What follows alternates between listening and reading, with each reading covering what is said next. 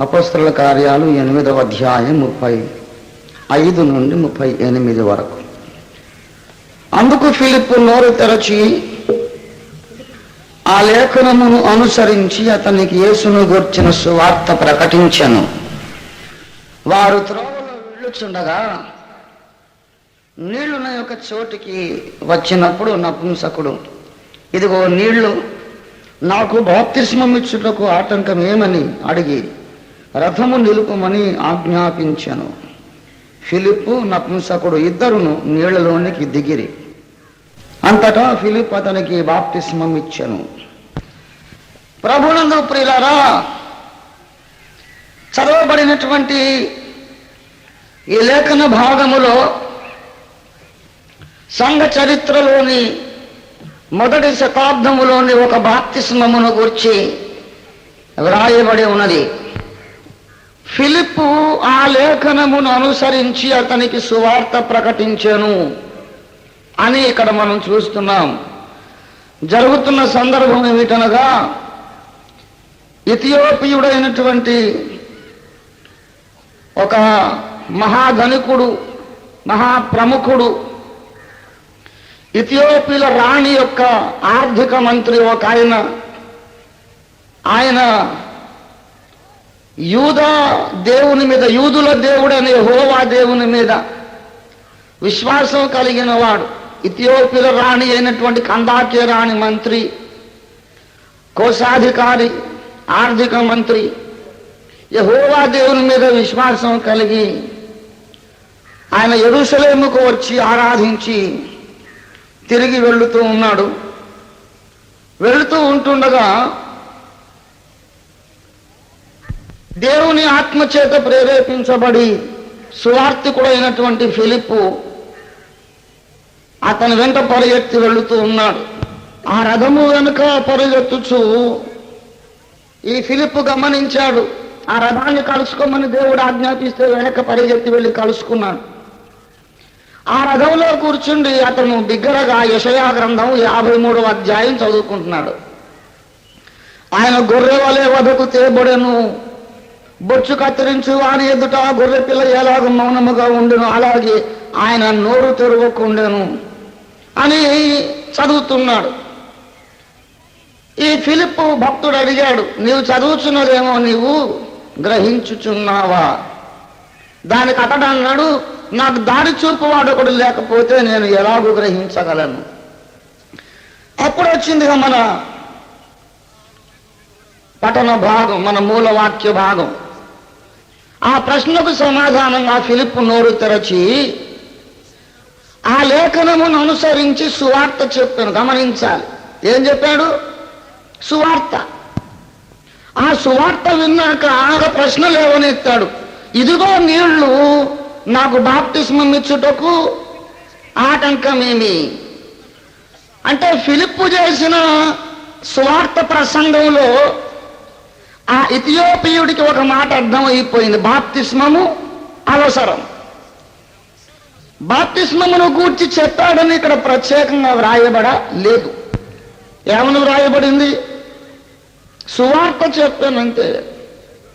ఆ సువార్త విన్నప్పుడు ఆటోమేటిక్గా ఆయనకు తెలిసిపోయింది ఏమిటది? బాప్తిస్మము అవసరం. అనగా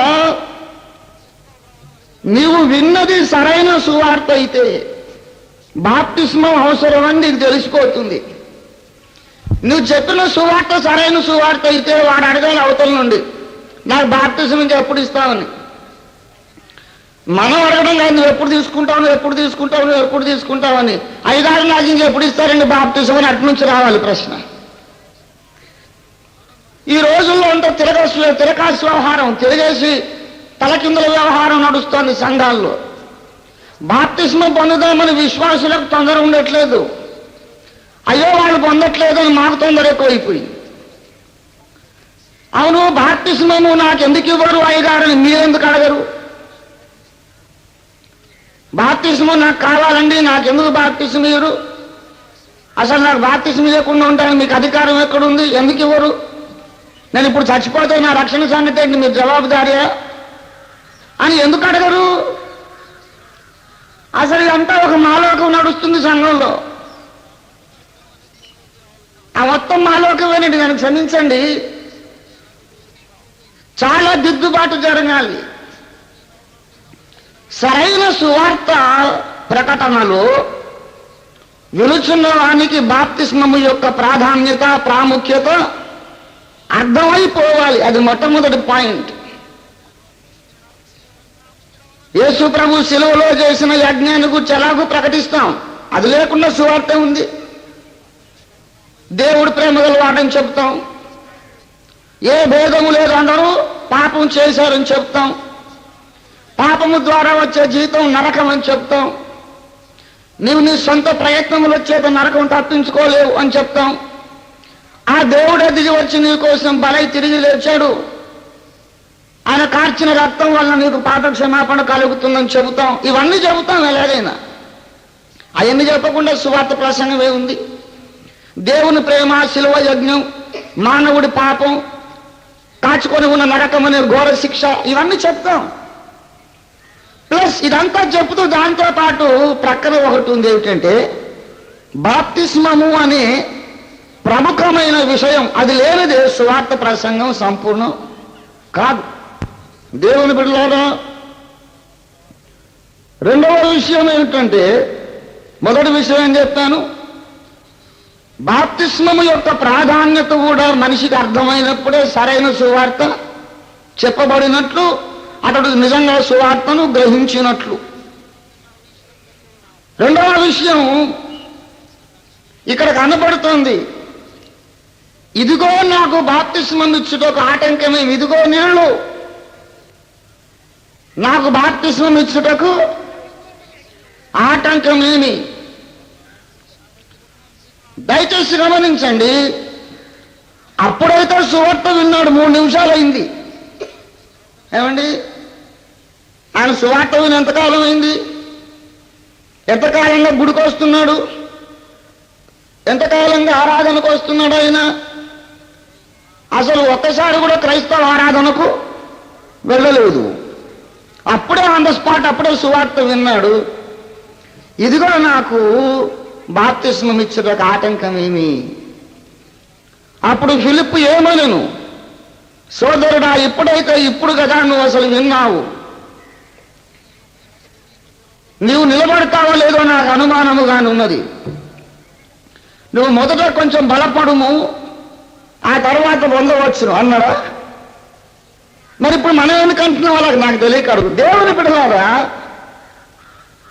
ఇక్కడ కనబడుతున్న విషయం ఇక్కడ బాప్తిస్మమునకు ముందు రెండవ విషయం. బాప్తిస్మం అనేది ఏ మాత్రమును ఆలస్యము చెయ్యకూడని ఒక కార్యక్రమం. మొదటి పాయింట్ ఏం చెప్పాను, బాప్తిస్మ ప్రాముఖ్యత కూడా గ్రహించినప్పుడే నువ్వు నిజంగా సువార్తను నమ్మినట్లు అని చెప్పాను. రెండో పాయింట్ ఏం చెప్తున్నానంటే, బాప్తిస్మం అనేది ఏ మాత్రమును ఆలస్యము చేయకూడని ఒక విషయం. ఆటంకం ఏంటి? ఆయన నిలదీస్తున్నాడు ఎదురు సేవకుడిని, ఎందుకు నాకు బాప్తిస్మం ఇవ్వు, ఆటంకం ఏంటి? ఆయన ఆ బాప్తిస్మము తర్వాత ఎప్పుడో పొందుదావులే, చూద్దాంలే అనుకునేది కాదు. దేవుని బిడ్డలారా, మూడవ విషయం ఏంటంటే, ఆటంకం ఏమి అంటే అక్కడ చెప్పాడు, ఆటంకం ఏమి లేదు. కొన్ని ప్రాచీన ప్రతుల్లో ఉందంట. ఫిలిప్ అన్నాడు, కింద ఫుట్ నోట్లో చూడండి, నువ్వు పూర్ణ హృదయముతో విశ్వసించిన ఎడల పొందవచ్చును అని చెప్పినప్పుడు అతడు యేసుక్రీస్తు దేవుని కుమారుడు అని విశ్వసించుచున్నాను, అట్లయితే ఆలస్యం ఎందుకు, దిగుము అని దిగారు, ముంచాడు, వెళ్ళిపోయాడు. మూడవ విషయం ఏంటంటే, బాప్తిస్మమునకు ముందు కఠిన నిబంధనలు ఏమీ లేవు. గమనించాలి. ఒకటే నిబంధన, మారు మనస్సు పొందాలి. బాప్తిస్మానికి ముందు 3 సంగతులు చేయాలి. 3 సంగతులు జ్ఞాపకం పెట్టుకోండి. అపొస్తలుల కార్యాలు 2వ అధ్యాయం 38వ వచనం ప్రకారం, కాబట్టి మీలో ప్రతివాడును మారు మనస్సు పొంది ప్రతివాడును పాప క్షమాపణ నిమిత్తం యేసుక్రీస్తు నామమున బాప్తిస్మం పొందండి. మారు మనస్సు పొంది బాప్తిస్మం. మారు మనస్సు పొందడం అంటే నేను నడుస్తున్న దారి తప్పు, నేను నడుస్తున్న మార్గం నరకానికి తీసుకెళ్తుంది, ఈ దారి ఇక నేను నడవకూడదు అని గ్రహించి గిరుక్కున దేవుని తట్టు మళ్ళుకోవడం మారు మనసు అంటే. ఏ sudden write about turn towards God. లోకము తట్టు వీపు, దేవుని తట్టు ముఖం గిర్రున తిరగాలంటే. ఈ లోకం నాకొద్దు, ఇంతవరకు నడిచిన దారి అమ్మో మహాడేంజర్, అలా నడిస్తే ఇక నాకు నరకమే గతి. దేవుని తట్టు మళ్ళుకొనుట, అది మారు మనస్సు. రెండవది ఏమిటంటే నమ్మి బాప్తిస్మము పొందాలి. సువార్తను నమ్మి.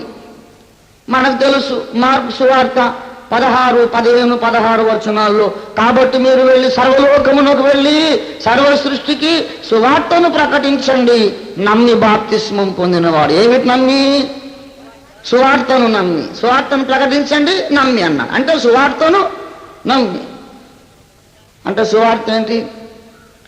మీకు నేను ప్రకటించిన సువార్త నేను మీకు తెలియజేయుచున్నాను. 1 కొరింథీ 15:3 అది సువార్త.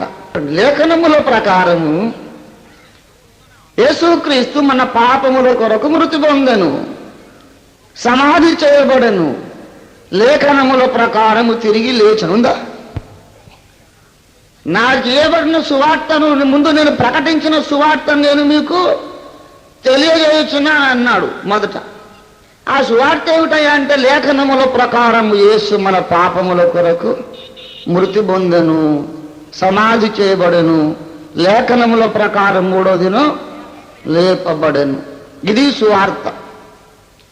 కనుక మొట్టమొదట ఏమన్నాడు? మారు మనస్సు పొంది బాప్తిస్మం పొందాలి. రెండవది సువార్తను నమ్మి, అంటే యేసు నా కొరకు నా పాపముల కొరకు మరణించెను, నా కొరకు సమాధి చేయబడి 3వ దినము నా కొరకు ఆయన తిరిగి లేచెను అని నమ్మాలి.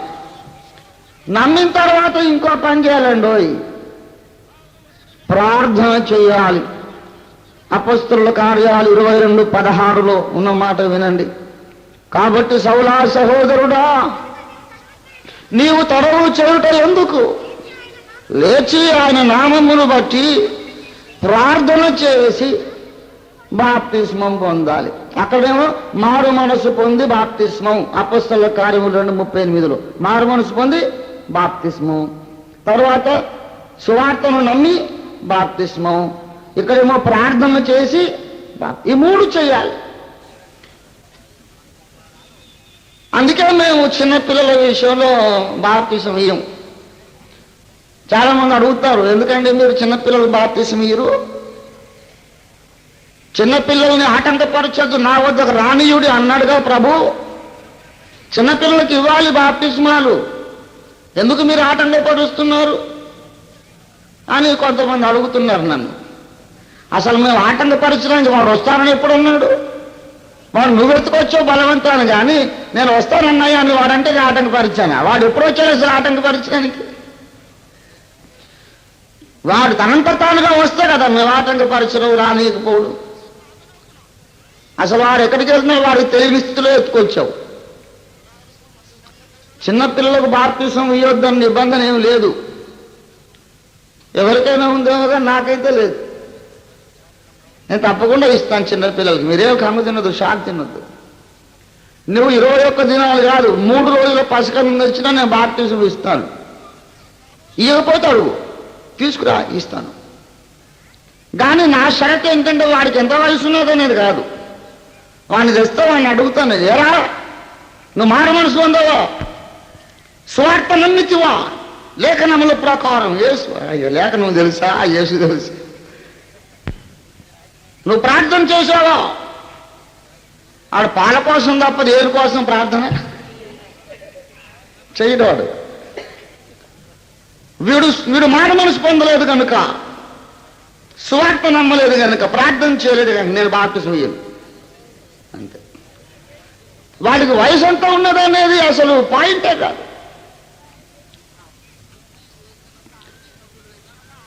మారు మనస్సు పొంది సువార్తను నమ్మి ప్రార్థన చేసిన వాడికి బాప్తిసం ఇవ్వమని లేఖనం చెబుతుంది. ఈ 3 లక్షణాలు ఉంటే 3 రోజుల పసికందుకైనా బాప్తిసం ఇస్తాం. ఇప్పుడు ఈ 3 లక్షణాలు లేనడికి 90 ఏళ్ళు ఉన్నా మేము ఇయ్యో మా ఇంత వయసు వచ్చేసింది, మీసాలు వచ్చినాయి, గడ్డాలు వచ్చినాయి, మీసాలు కూడా నెరిసినాయండి, ఇంత పెద్దోడిని కదా ఇవ్వమంటే సుఖమేంటి? ఎంత పెద్దోడు అయినా మారు మనసు లేనివాడికి ఇవ్వకూడదు. ఎంత వయస్సు అనేది ప్రాబ్లం కాదు. నువ్వు మారు మనసు ఉండి బాప్తిస్మం పొంది ఏమండి మారు మనసు, సువార్త నమ్మడం, ప్రార్థన చేయటం, ప్రభువా నా పాపములు క్షమించు, నన్ను నీ కుటుంబంలో చేర్చుకో, నా హృదయంలోనికి నీవు రా, నీకు వచ్చిన భాషలో ప్రార్థన చేయి. యేసయ్యా నరకంలో పడకుండా నువ్వు ఒక్కనే తప్పించగలవు నాయన, నువ్వే నా కోసం బలై లేచావు, నన్ను రక్షించు తండ్రి, నువ్వే నా దేవుడివి. నీకు తెలిసిన భాషలో ప్రార్థన చేయి. దాన్ని ఆయన లెక్క కట్టుకుంటాడు. ఈ దినము ఈ కుమారుడు నా కుటుంబంలో జన్మించాడని చెప్పుకుంటాడు. దేవుని బిడ్డలారా, ఇంతకు మించి బాప్తిస్మము దగ్గర కఠిన నిబంధనలు లేవు. అది నేను చెప్తున్నమాట. ఒక తమ్ముడో ఒక చెల్లో ఎవరో నాకు ఉత్తరం రాశారు. ఇప్పుడు అంటే రాత్రి సువార్త సందేశం అందరినీ ఎంతగానో ఆకట్టుకుంది. రాత్రి చివరిలో బాప్తిస్మ విషయంలో, స్త్రీల విషయంలో సమర్పణ గురించి కొన్ని వివరణలు ఇచ్చారు. చాలా మంది ఈ విషయంలో గాయపడ్డారు, ఎందరో ఆనందించారు కూడా నాయన. ఎందుకంటే గతంలో దేవునికి వస్తువులను పూర్తిగా సమర్పించుకున్న స్త్రీలు ఉన్నారు, విశ్వాస స్త్రీలు. ఇప్పుడు మీరు రాత్రి చెప్పిన సందేశం బట్టి చాలా మంది మంగళసూత్రాలు ధరించవచ్చా? మరి నేను చెప్పిందేంటి? మంగళసూత్రాలు అంటే సీట్లో టవల్ వేయటమని చెప్పా. సీట్లో టవల్ ఉంటే ఎంత కాళ్ళు పిలుతున్నా ఆ సీట్లో ఎవడు కూర్చోడు, లేకపోతే ఎవడు కూర్చుందామని చూస్తాడు. మరి మీ సందేశంలో క్రైస్తవ జీవితానికి సమర్పణ అవసరం లేదని తెలుస్తుంది. ఎవరు చెప్పారు నాయన? బాప్తిస్మానికి లేదని చెప్పా. ఒకవేళ సమర్పణ అనేది బాప్తిస్మ విషయంలోనే అవసరం లేదా, లేక పరలోక రాజ్యం కూడా అవసరం లేదా? దేవుని సేవలో ఈనాడు పాస్టమ్మ గారులు, దైవజనురాలు సంపూర్ణ సమర్పణతో కొనసాగుతున్నారు. మరి సహజంగా ఆలోచించితే సంఘ విశ్వాసులు కనిపించని దేవుని కాక ఎదురుగా కనిపించే సేవకులను చూసే నడుస్తారు. సమర్పణ అనేది అవసరం లేకపోతే సేవకురాండ్రు కూడా సమర్పణ చేసుకోకూడదా? దేవుని భక్తులు ఎదుగుచున్న స్త్రీల విషయంలో అసలు సమర్పణ అవసరమా కాదా? బాప్తిస్మ విషయంలో సమర్పణ అవసరం లేదు అన్నారు. మరి 1 పేతురు 3:3 ప్రకారం సమర్పణ అవసరం అని తెలియచున్నది గనక ప్రేమతో వ్రాయుచున్నాను, నేను ప్రేమతో చెప్పుచున్నాను. ఇప్పుడు వినండి, బాప్తిస్మ సమయములోని నిబంధనలు గురించి నేను చెప్తున్నాను. పేతురు రాసిన పత్రికలో, తిమోతికి పౌలు రాసిన పత్రికలో స్త్రీల విషయంలో ఆయన చెప్పినటువంటి మాటలు అది వరకే రక్షణ పొంది చాలా కాలం దేవుళ్ళో కొనసాగుతున్న వాళ్ళకి చెప్పాడు. అప్పుడే నూతనముగా ప్రభువులోనికి మళ్ళుకుంటున్న వాళ్లకు అది తప్పనిసరి మినిమం రిక్విజిట్ కాదు. గాజులు తీసేస్తేనే బాప్తిస్మం ఇస్తాననేది కాదు, లేదు, అది బైబిల్లో లేదు. ప్రభువు తట్టు మళ్ళుకునేటప్పుడు లేదది. తరువాత ప్రభువులో వారు ఎదిగిన కొలది దేవుడే తీసేస్తాడు. మా సంఘంలో గాజులు తీయవాడు ఎన్నడూ మేము బోధ చేయలేదు. మీరు వచ్చి చూస్తే చాలా మంది తీసేశారు. వాళ్ళు వచ్చి అంటారు, అన్నయ్య ఎందుకో మాకు ప్రార్థన చేసుకుంటుంటే ఇది బాగుండట్లేదు అన్నయ్య, తీసేస్తామంట. తీసే తల్లి, ఇది అసలు క్రైస్తవ్యం. గిన్నెలు పళ్ళెమును వెలుపల శుద్ధి అగునట్లు ముందు లోపల శుద్ధి. నీకు వాటి మీద విముఖత కలగాలి.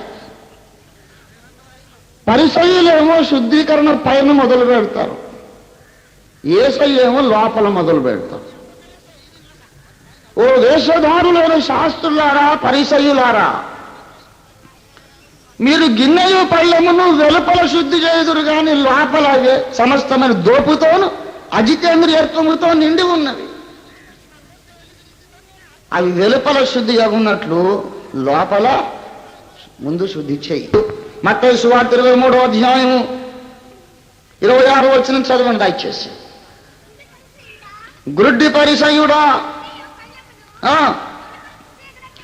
గిన్నెయు పళ్ళెమును వెలుపల శుద్ధి అగునట్లుగా ముందు వాటిని లోపల ఎందుకు శుద్ధి చేయము వెలుపల శుద్ధి అగునట్లుగా, so that it will be clean on the outside also. నీవు పైన కూడా ఒకవేళ శుద్ధి కావాలనుకుంటే ముందు లోపల శుద్ధి కావాలి. ప్రభుతో గడిపి ఒక మనసు వచ్చేస్తుంది ఏంటంటే, నన్ను చూసి ఊళ్ళో వాళ్ళు ఏమనుకుంటే నాకెందుకండి, విధవరాలనుకొని బ్రతుకుందనుకొని అసలు నా భర్త పోయాడు అనుకుని వాడు అనుకుంటే నాకేంటి, అసలు నేనే చచ్చిపోయాను కదా. పౌలు ఏమన్నాడు, బ్రతుకు వాడను నేను కాను, క్రీస్తే నా యందు జీవించుచున్నాడు, నేను మరణించి తిని. ఒంటి మీద నుండి బలవంతంగా తీయొచ్చు, మనసులో నుండి మనం ఎవరం కూడా తీయలేం. కనుక బాప్తిస్మ సమయములో అది నిబంధన కాదు, కఠిన నిబంధనలు ఏమి లేవు. నమ్మాలి, సువార్త నమ్మాలి, మారు మనసు పొందాలి, ప్రార్థన చేయాలి, బాప్తిస్మం తీసుకోవాలంతే. నీవు ఆత్మలో ఎదిగిన కొలది ఆభరణములు అలంకారముల పట్ల ఒకనాటికి నీకు వెగటు పుడుతుంది. ప్రభువులో ఎదిగిన తర్వాత నీకు ఆటోమేటిక్గా వెగటు పుడుతుంది. ఇంకో విషయం చెప్పనా, అలంకారము అని దేన్నంటారు? ఆభరణం అలంకరణ ఎవరంటే దేన్నంటారు తెలుసా? ఆ వస్తువు ధరించుట వలన నేను ఇంకా అందముగా కనబడాలి. మంగళసూత్రం అందానికి వేసుకోరు. నేను ఒక పురుషుడు సొత్తునైపోయానని మౌన ప్రకటన, అది అలంకారం కాదు. మంగళసూత్రం ఉన్నందుకు ఆడపిల్ల ఇంకెక్కువ అందంగా కనపడదు. ఈయన ఒక పురుషుడు సొత్తు, పురుషులెవరు ఈయనను చెడ్డు చూపు చూడబాకండి అనే ఒక ప్రకటన. అది సామాజిక కట్టుబాటు. అలంకారం అంటే కాటుక, చంపలకు రంగులు వేసుకోవడం, మూతికి రంగులు వేసుకోవడం, ఇది అలంకారం. అది ట్రైంగ్ టు బ్యూటిఫై, లేనన్ను తెచ్చిపెట్టుకోవడం, ఎక్స్ట్రా బ్యూటిఫికేషన్. లేని అందమును కృత్రిమంగా తెచ్చిపెట్టుకోవడానికి చేసే ప్రయత్నాలు అలంకరణలు. డెఫినేషన్ నేర్చుకోవాలి. నేను ఒక మాట వాడితే దాని నిర్వచనం చెప్తా ఖచ్చితంగా. అది నిఘంటువుకైనా బైబిల్కైనా సరిపోవాలి, లేకుంటే వాడొద్దు.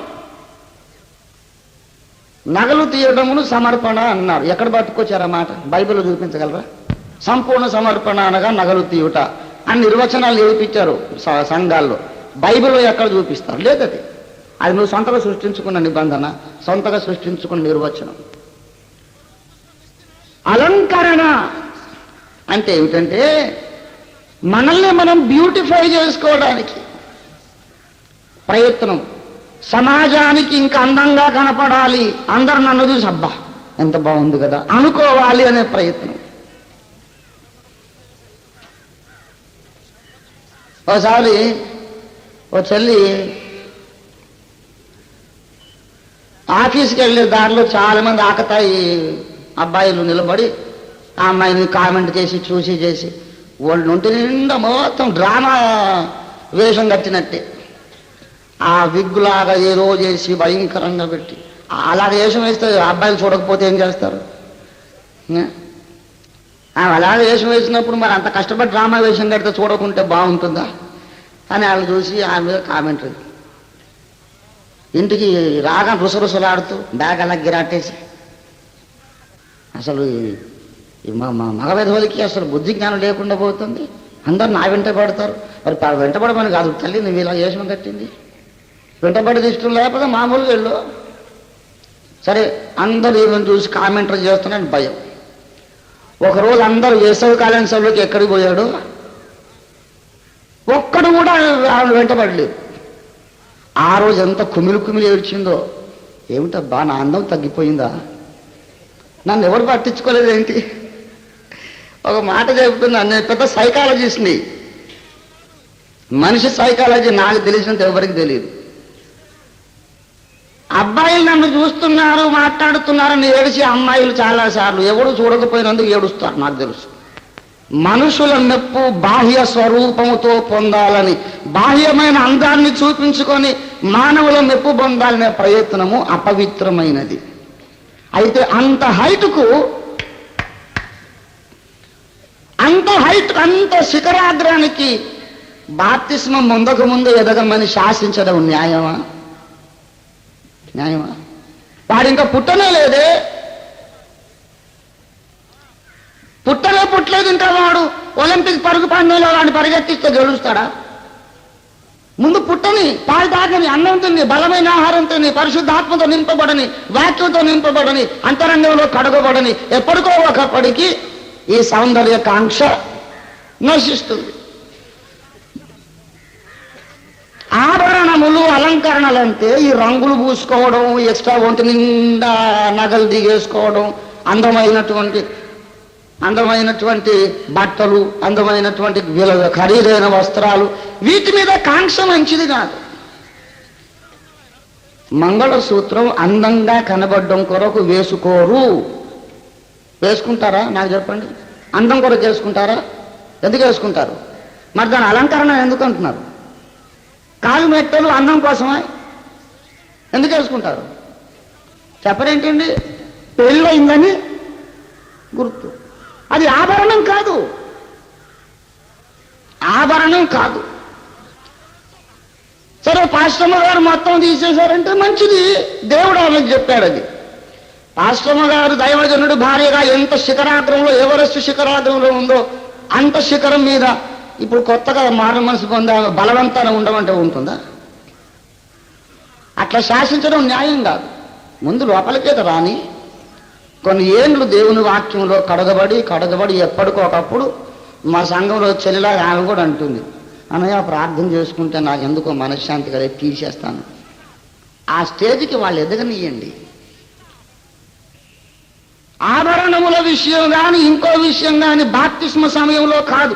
ఇదిగో 2 తలంపుల మధ్యలో ఉన్నారు సహోదరులని రాశాడు. మరి ఈ తమ్ముడో చెల్లో ఎవరో నాకు తెలియదు, కానీ 2 తలంపులు అవసరమే లేదు, ఒకటే తలంపు. నేను చెబుతున్నాను, సరిగ్గా లేఖనం చూడండి. నేను కొత్తగా మాట్లాడేసరికి షాక్ తిని బైబిల్ కూడా చూసుకోలేదు వాళ్ళు. బైబిల్ సరిగ్గా చూడండి. ఇప్పటికైనా 2 తలంపులు ఉండవు, ఒకటే తలంపు. అపొస్తలుల కార్యాలు 15వ అధ్యాయం 15, 18, 19. 15, 19 అండి.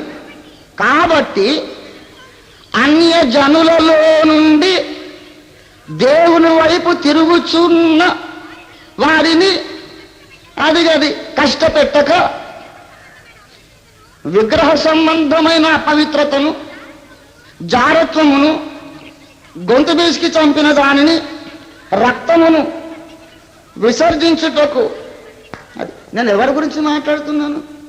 పేతురు రాసిన, పౌలు రాసిన అప్పుడు తిరుగుతున్న వాళ్ళ కోసం కాదు. ఎవరి కోసం రాశారు? ఎప్పుడో దేవుని తట్టు తిరిగారు. దేవుని తట్టు తిరిగి 30 ఏళ్ళైంది, 40 ఏళ్ళైంది, మీకు ఇంకా ఇంత కాంక్ష చావలేదు ఏమిటారు, అందరి ముందు ఏదో రంగులు పూసుకొని తిరుగుతారు అని అప్పుడు తిట్టారు వాళ్ళు. ప్రాయమును బట్టి ఉపదేశం. మొట్టమొదట రక్షణ పొందని, పుట్టిన తర్వాత పాలు త్రాగి బలమైన ఆహారం తిని ఎదిగి చాలా కాలం అయ్యాక 20 ఏళ్ల విశ్వాసులు ఇంకా కాటికేంటి, 30 ఏళ్ల విశ్వాసులు ఇంకా మూతికి రంగులు ఏంటి, డ్రామా వేషం, వాట్ ఈస్ దిస్ అని కోపడ్డాడు. అంతేగాని తిరుగుతున్న వారికి అర్థం ఏంటి? అప్పుడే తిరుగుతున్నాడు, అప్పుడే ఆ మూమెంట్లో ఇప్పుడే ఇంతవరకు అన్యులు, ఇప్పుడే కొత్తగా దేవుని తట్టు తిరుగుతున్న వారిని మనం ఏం చేయొద్దు, కష్టపెట్టొద్దు. అసలు నన్ను ఎవరు చూసి మెచ్చుకొని అక్కర్లేదు అన్నటువంటి అంత ఉన్నతమైన వైరాగ్య స్థితి బాప్తిసం పొందక ముందే అమ్మగారికి ఉంటే, తర్వాత ఆమె ఎదిగేది ఏమి ఎదుగుతుంది? రెక్కలు వచ్చి దేవదూత అయిపోతుంది. టైం ఇవ్వండి, ఎదుగుతారు. కానీ ఏదో నువ్వు ఈ నగలు లేకపోతే ఆభరణాలు తీసేస్తే కానీ బాప్తిసం ఇవ్వనని అలా పెడుతుంటే ఈ లోపల వాళ్ళు చచ్చిపోతే వాళ్ళ సంగతి ఏంటి? దేవుని బిడ్డలారా, బాప్తిస్మ సమయములో లేక దేవుని వైపు తిరుగుచున్న సమయములో అవశ్యమైనవి చెప్పాడు అంతే. ఇప్పుడు మళ్ళీ అపొస్తలుల కార్యాలు 15, 28. విగ్రహములకు అర్పించిన వాటిని, రక్తమును, గొంతు బీసికి చంపిన వాటిని, జారత్వమును విసర్జింపవలను. ఈ అవశ్యమైన వాటికంటే ఎక్కువైన ఏ భారమును మోపకూడదు. ఎవరి అభిప్రాయం? పరిశుద్ధాత్మ దేవుని అభిప్రాయం. ఇక పరిశుద్ధాత్మ కంటే మేధావులు ఉంటే ఉండని కాళ్ళని మనం రక్షించలేవు. కొంతమంది పరిశుద్ధాత్మ కంటే నీతిమంతులు. పరిశుద్ధాత్మ దేవునికే తోచిందట ఏమిటి? అవశ్యమైన వీటికంటే. ఏంటి అవశ్యమైన చెప్పండి? విగ్రహ సంబంధమైన అపవిత్రత, విగ్రహ సంబంధమైన అపవిత్రత, ఇంకా రక్తము, తర్వాత అలంకరణలు. ఉందా? అలంకరణలు ఉందా? మరి ఎందుకు మనం ఎందుకు రాస్తున్నాం వాటిని అక్కడ? తప్పది. రెండు తలంపులు ఏమి లేవు. ఆదిమ అపోస్తలుడు ఈ విషయంలో దినమంతా బహుతర్కము జరిగిందట. వాళ్ళకు బహుతర్కము జరిగింది. దేవుని బిడ్డలారా, చాలా తర్కం జరిగిన తర్వాత అసలు అవసరమైనది ఏమిటో చెప్పారు. 17:6 చూడండి. అపోస్తలులు పెద్దలను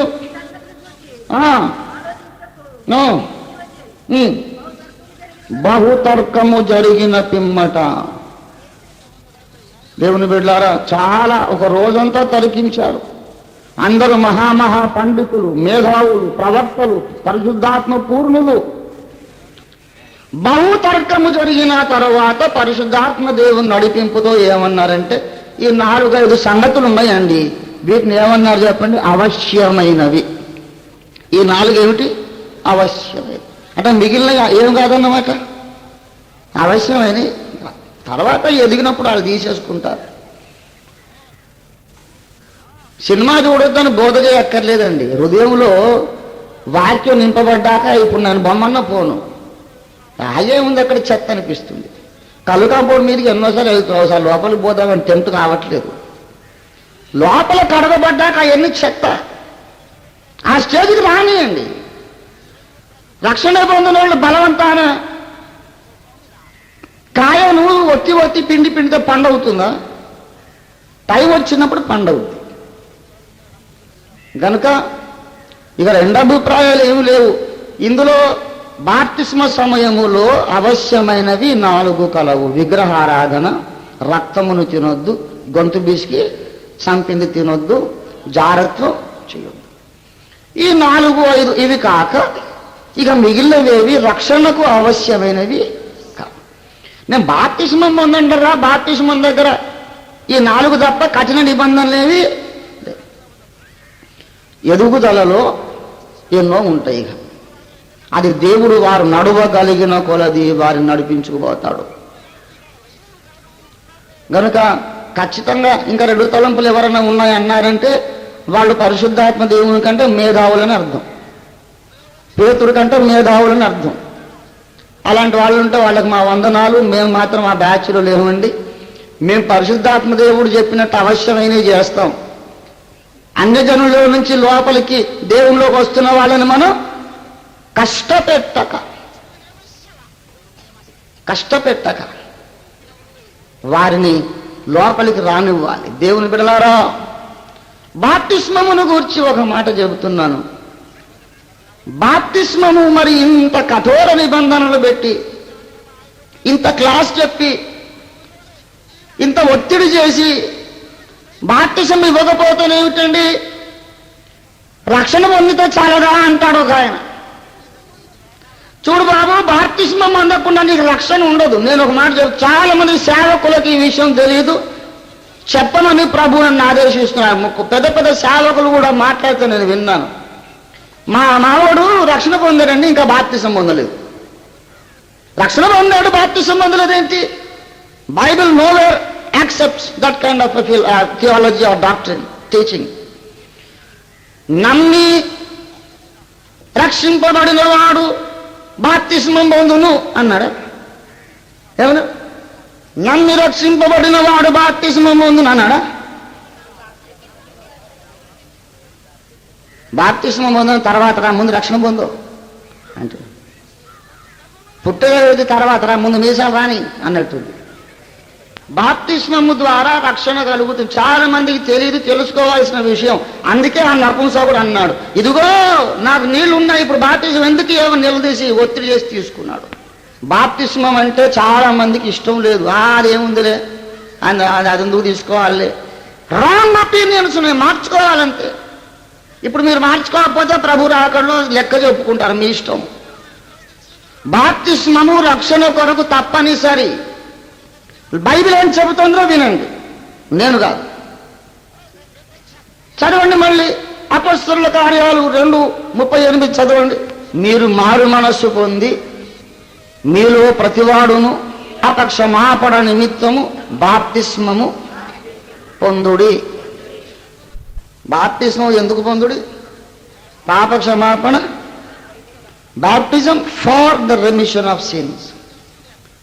బాప్తిస్మం ఎందుకు? పాపక్షమాపణ.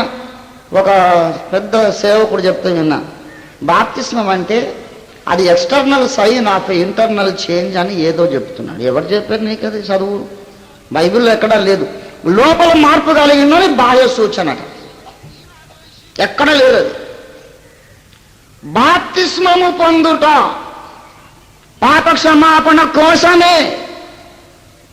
బాప్తిస్మం పొందేదాకా నీకు పాపక్షమాపణ కలగదు. నువ్వు గుడికి రా, కానుకలు ఇవ్వు, పాటలు పాడు, ఏమైనా చేయి. బాప్తిస్మం పొందినప్పుడు నువ్వు దేవుని బిడ్డవు కానే కాదు. నువ్వు అనొచ్చు, అరే ప్రభు నాతో మాట్లాడుతున్నాడండి, బైబిల్ చదువుతున్నాను, ఎన్నో ప్రభు బయలుపరుస్తున్నాడు, దేవుని కానుకిస్తున్నాను, దేవుని సేవ చేస్తున్నా, నేను దేవుని బిడ్డను కాకపోవడం ఏంటి అనొచ్చు. నీకు తిరుగులేనటువంటి ఒక ఆధారం చెప్తా బైబిల్లో. అపొస్తలుల కార్యాలు 22వ అధ్యాయం 22:16.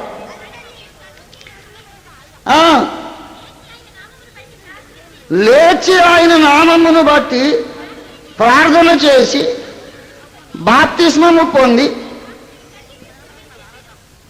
ఏమన్నాడు? ఎవరికి చెబుతున్నాడు ఈ మాట? ఏమండి?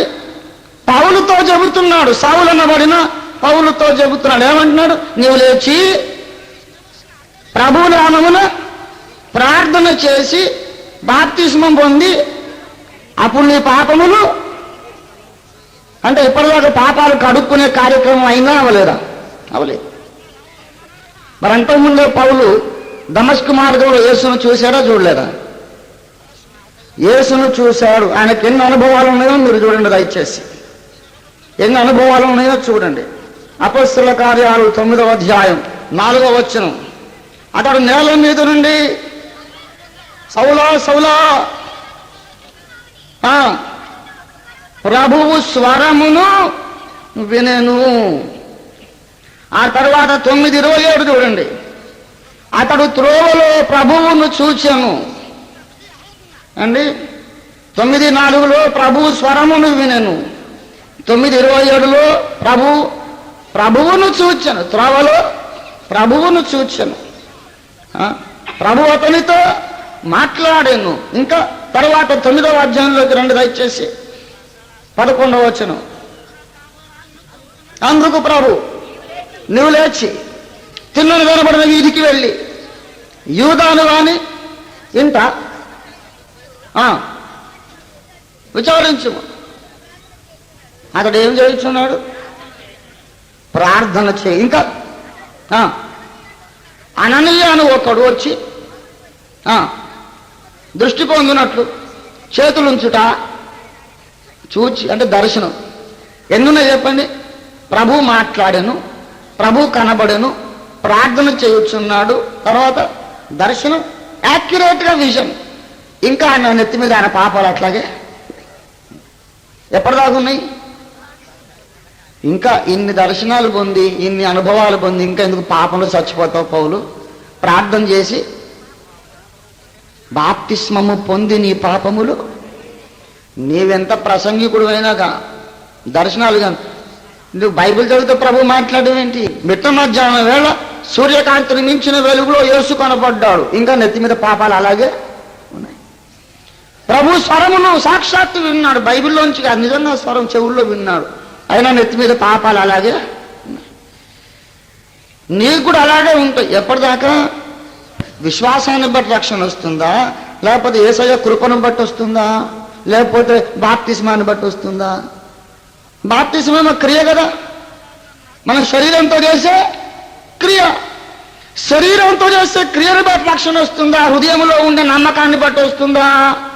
అది శరీరంతో చేసే క్రియ అని చిన్న చూపు చూడకు.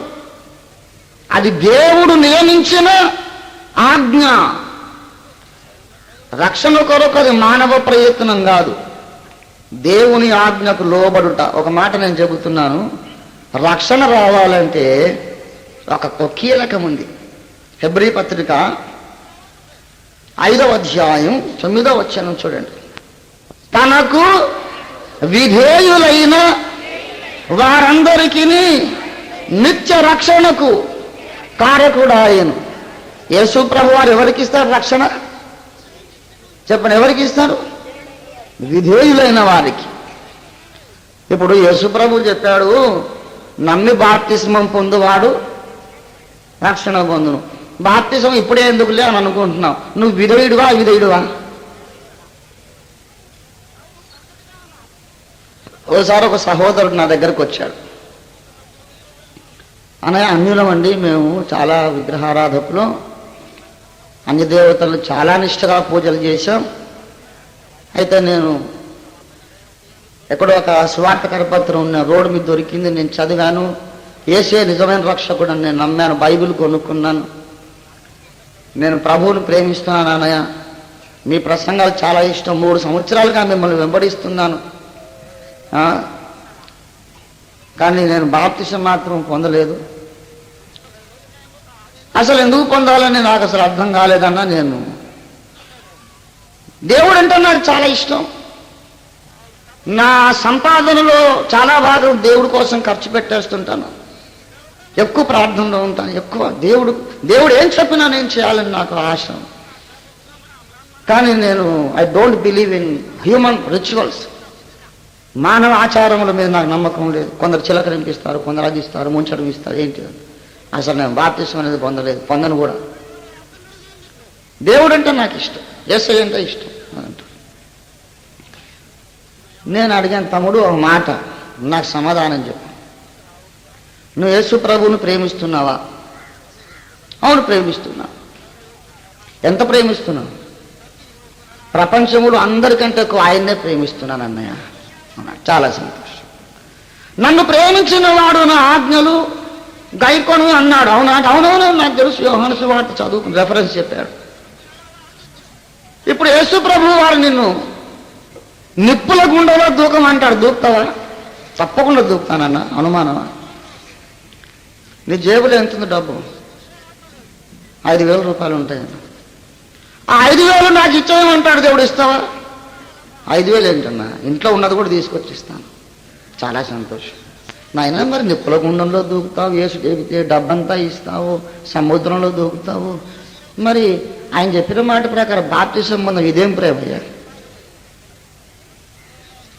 బాప్తిస్మము క్రైస్తవ మత పెద్దలు నెలకొల్పిన సాంప్రదాయం కాదు, మన కొరకు ప్రాణం పెట్టి తిరిగి లేచిన రక్షకుడు ఇచ్చిన ఆజ్ఞది. బాప్తిస్మాన్ని గూర్చి కుంటి సాగులు చెప్పి ఇప్పుడు కాదు, ఎల్లుండి తర్వాత అవసరం ఏముంది, నేను నమ్ముకున్నా కదా చాలదా, ఇవన్నీ మాట్లాడుతున్నావంటే నీవు అవిధేయత కుమారుడు అని అర్థం. అసలు నీకు యేసయ్య అంటే భయం లేదు, నీకు ఎందుకు రక్షణ ఇవ్వాలి? యేసు ప్రభు వారు బాప్తిస్మము పొందాడు. ఆయన పొంది ఏమన్నాడంటే, నీతి యావత్తు ఇలాగు నెరవేర్చటం అన్నకు తగింది. యేసు ప్రభు వారు బాప్తిస్మం పొందాడు, ఆరంభ శిష్యులకు ఇచ్చాడు, తర్వాత శిష్యులతో బాప్తిస్మాలు ఇప్పించాడు. ఆయన ఆజ్ఞాపించాడు. ఏమని? మత్తయి సువార్త 28:18 ఏమన్నాడు? అప్పుడు యేసు ఆయన వద్దకు వచ్చి, పరలోకమందును భూలోకమందును నాకు సర్వాధికారం ఇవ్వబడి ఉన్నది, కాబట్టి మీరు వెళ్ళి సమస్తలోని శిష్యులుగా చేయుడి, తండ్రి యొక్కయు కుమారుని యొక్కయు పరిశుద్ధాత్మ యొక్కయు నామములో వారికి బాప్తిస్మం ఇచ్చుచు నేను మీకు ఏ సంగతులు బోధించుతునో ఆ సంగతులన్నీ వారికి గైకొనమని వారికి బోధించుడి. నేను సర్వాధికారిని చెబుతున్నా, మీరు సకల జనులకు ఏమియండి? బాప్తిస్మం ఇయ్యండి. ఎవరాజ్ఞ? బాప్తిస్మం ఇయ్యుడి అని శిష్యులకు చెప్పారంటే పొందుడి అని మనకు చెప్పినట్టే. సహోదరుడు నా దగ్గరకు వచ్చి అడిగాడు, పాస్టర్ గారు బాప్తిస్మం పొందలేదండి, మరి ప్రభు బల్ల తీసుకోవచ్చా? తీసుకోకూడదని చెప్పా. తీసుకోకూడదు అదంటే నేను నమ్ముకున్నానండి. మా సంఘంలో సంఘానికి పోయాడంట, ఆయన సంఘ కాపరి చెప్పారంట, బాప్తిస్మం దేవుని బ్రదర్ మీరు నమ్ముకున్నారుగా, ప్రభు బల్ల తీసుకోండి పర్వాలేదు అన్నాడు. నాకు అసలు అది నచ్చలేదండి. నాకే హృదయంలో నమ్మకం లేక నేను మిమ్మల్ని అడుగుతున్నాను అన్నాడు. నేనన్నాను, చూడు బ్రదర్, బాప్తిస్మం పొందకుండానే ప్రభు శరీరాన్ని ప్రభు రక్తాన్ని తినే రాగలిగితే, బాప్తిస్మం పొందకుండానే ఇక నీకు అన్ని రక్షణలో ఉండి అన్ని నీకు వచ్చేసేస్తే అసలు బాప్తిస్మం అనే కార్యమే తీసేస్తే పోదు అసలు. ఎందుకది? దాని మీద బోడి వివాదము, విభేదము, కలహములు, చీలికలు, విభజన ఇవన్నీ ఎందుకండి? బాప్తిస్మం పొందకుండానే మనము పరలోక రాజ్యానికి వెళ్ళొచ్చు, బాప్తిస్మం పొందకుండానే ప్రభు యొక్క బల్లలో పాలు పొందొచ్చు.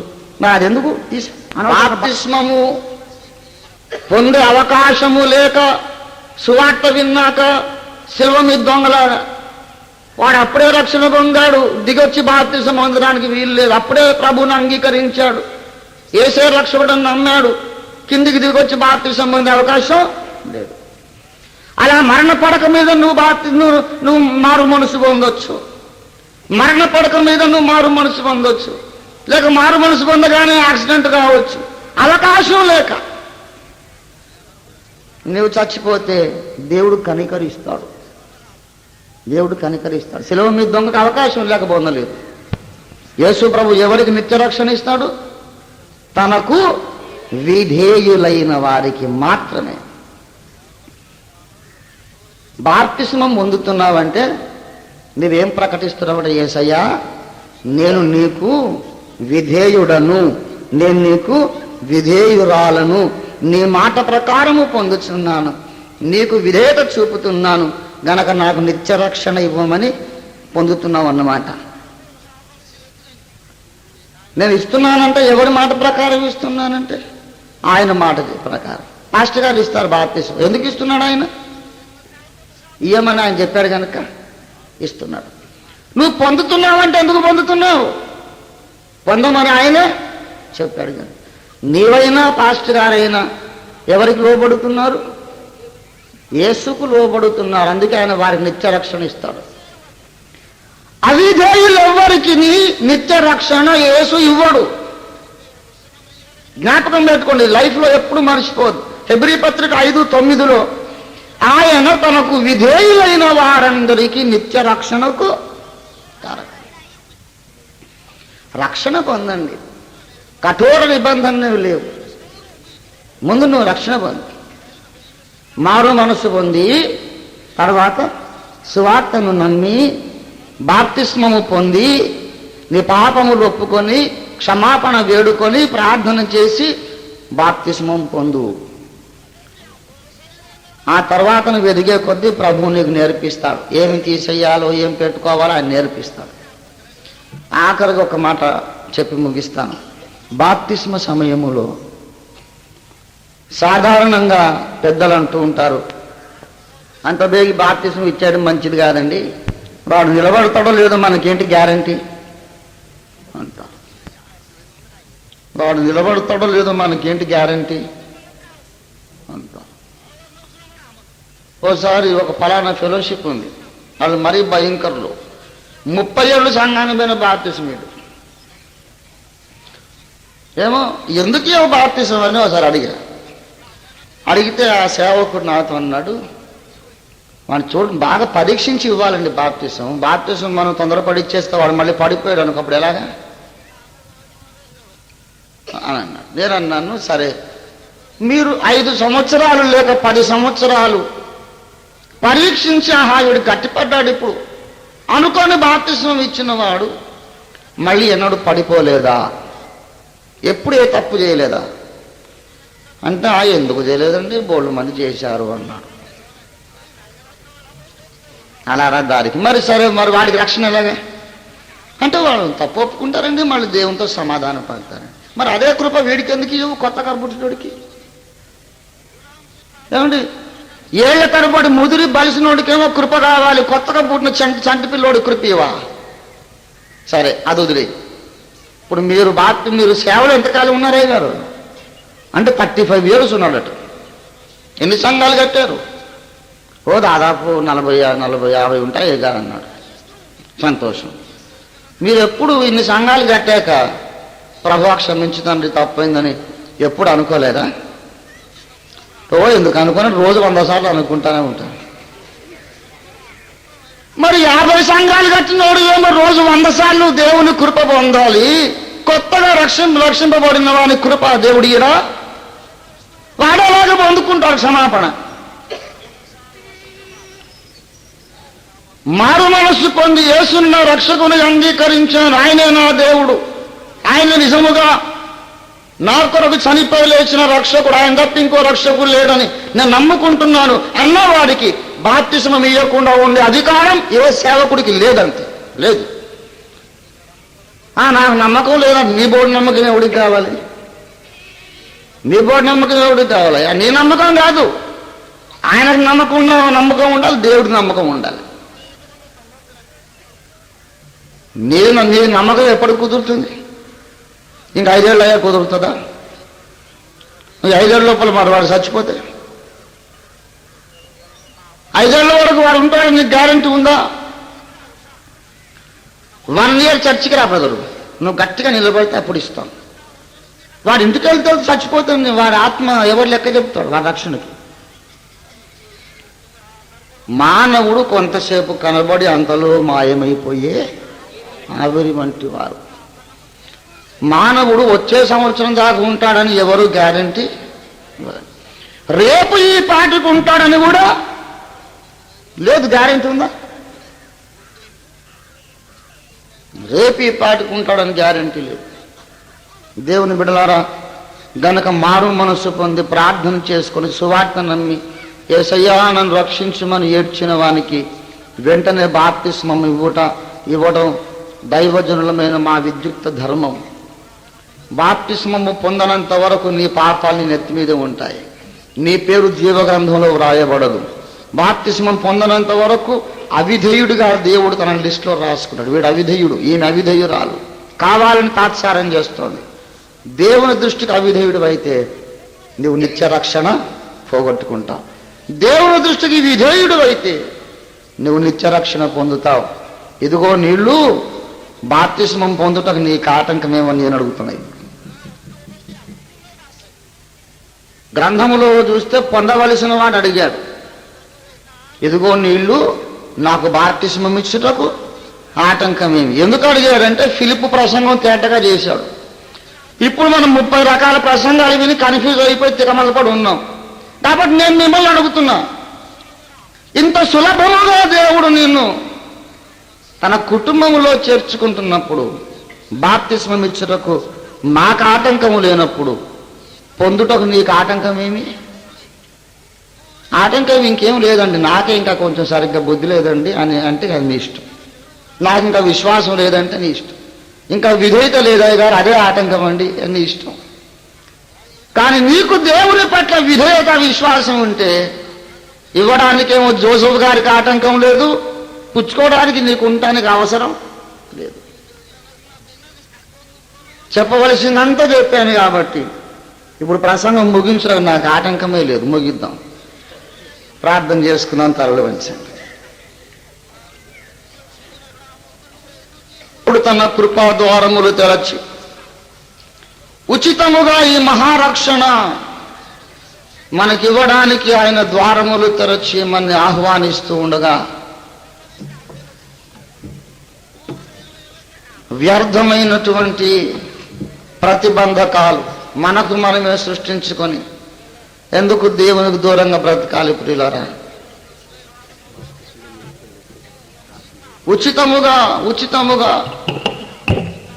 ఉచితముగా దేవుడు మనకి గొప్ప రక్షణ ఇస్తున్నాడు. సులభముగా బాప్తిస్మము లేనిదే పాప క్షమాపణ కలుగదని దేవుడు నీతో మాట్లాడాడు.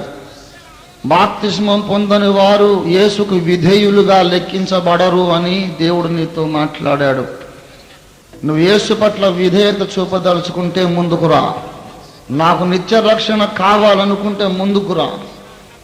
ఇదే మిక్కిలి అనుకూల సమయం. దైవజనులు సిద్ధంగా ఉన్నారు, నీళ్లు సిద్ధంగా ఉన్నాయి. ఈ సువర్ణ అవకాశం నువ్వు పోగొట్టుకుంటే, ఈ రాత్రి నీవు నీ ప్రాణాన్ని పోగొట్టుకుంటే, ఈ రాత్రి దేవుడు నీ ప్రాణం తీసేసుకుంటే, నువ్వు నిత్యాగ్ని గంధకముల గుండంలో కళ్ళు తెరుస్తావు. జాగ్రత్త. ప్రభువా,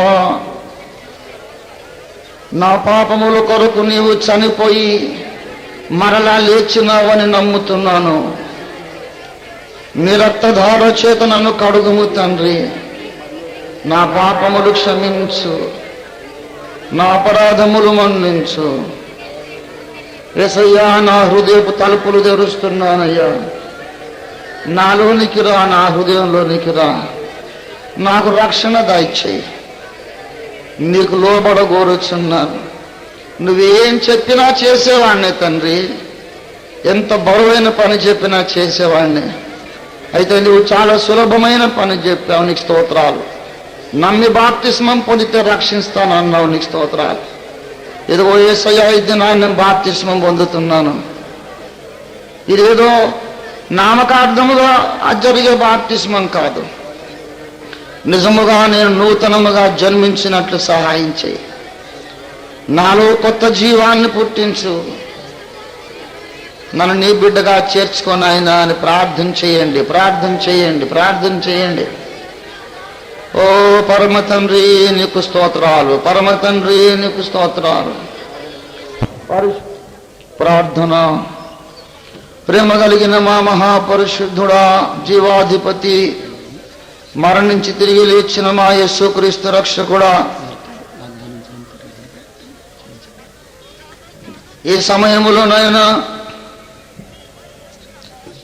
ముందుకు వచ్చి మోకరించినటువంటి నీ బిడ్డల కొరకు నీకు స్తోత్రాలు. ఇదివరకే వారు చాలా సంవత్సరాలుగా లేక మాసములు తరబడి నీ వాక్యం విన్నారు. నీవంటే ఎవరో ఏమిటో గ్రహించారు. బాప్తిస్మం యొక్క ప్రాధాన్యత, ప్రాముఖ్యత ఈ దినాన వారు అర్థం చేసుకుని ముందుకు వచ్చినందును బట్టి నీకు స్తోత్రం చెల్లిస్తున్నాము. కేవలము మా విశ్వాసము ద్వారా నీ కృప చేతనే నీవు కార్చిన పరిశుద్ధ శిలువ రక్తమును బట్టియే మాకు రక్షణ కలుగుతున్నది నిజమే గాని, ఆ రక్షణను నీకు విధేయులైన వారికి మాత్రమే ఇస్తానని చెప్పావు లేఖనాల్లో. బాప్తిస్మం పొందని వారంతా అవిధేయుల కిందికి లెక్కకు వస్తారని మీరు చెప్పిన మాటను బట్టి మేము భయపడుచున్నాము దేవా. మాలో అనేక మంది ప్రభువా నీపై విశ్వాసం ఉంచి కూడా నీకు అవిధేయులుగానే కొనసాగుచున్నారు. అటువంటి వారితో మీరు దినమున తేటగా మాట్లాడినందుకై నీకు స్తోత్రాలు. నాయన, ఎక్కలేని ఎత్తైన శిఖరాన్ని తర్వాత ఎక్కవచ్చును గాని నూతనముగా దేవుని తట్టు తిరుగుచున్న వారిని కష్టపెట్టకూడదన్న నీ విశాల హృదయము కొరకు నీకు వందనాలు. పరిశుద్ధుడవైన తండ్రి, ఇంత ప్రేమ కలిగి నీవు పిలిచిన తరువాత ఇంకను హృదయము కఠినం చేసుకుంటే ఇక నిత్య నాశనమే గతి కదా ప్రభువా. అందరికీ నీ ఈ మహాసత్యం తేటగా స్పష్టపరచండి, బోధించండి, సహాయము చేయండి. కృపామయుడవగు మా నాయన, ముందుకు వచ్చిన బిడ్డలను బట్టి నీకు వందనాలు. ఒక సహోదరు ముందు మోకరించారు, కొందరు సహోదరుల ముందు మోకరించారు. ఓ ప్రభువా, వారిని మేము శారీరకంగా చూస్తున్నాం, కానీ వారి హృదయము నువ్వు చూస్తున్నావు, వారి అంతరంగాన్ని చూస్తున్నావు, వారి విశ్వాసమును చూస్తున్నావు, వారి హృదయములోని ప్రార్థనను చూస్తున్నావు తండ్రి. వారి ప్రార్థన ఆలకించి వారికి రక్షణ దయచేయమని ప్రార్థిస్తున్నాము. ఆయనానికి వందనాలు. ఈ దినమున వారు బాప్తిస్మం పొందుతున్నారు. మా ప్రభువా, ఆ ఇథియోపియుడైన నపుంసకుడు బాప్తిస్మం పొందినప్పుడు ఏ పరిశుద్ధాత్మ కార్యం జరిగించావు, అట్టి క్రియ ఈ నీ బిడ్డలో జరిగించండి ప్రభువా. ఇది మొదలుకొని వారు నూతన జీవితములు ఆరంభించడానికి, నూతన జీవం ఆరంభించడానికి సహాయం చేయండి. గతము నిజముగా సమాధి చేసి నూతన జీవం కలిగి నూతనత్వంలో నడిచి నీకు మహిమ తెచ్చి బిడ్డలవటకు సహాయం చేయి. బాప్తిస్మ శుశ్రూష జరిగించే నీ దాసుని కూడా రెండంతలు కానీ ఆత్మచేత మీరు అభిషేకించండి. సహాయము చేయని మహిమను పొందండి ప్రభువా. యేసు పరిశుద్ధ నామములో వేడుకొనుచున్నాము తండ్రి.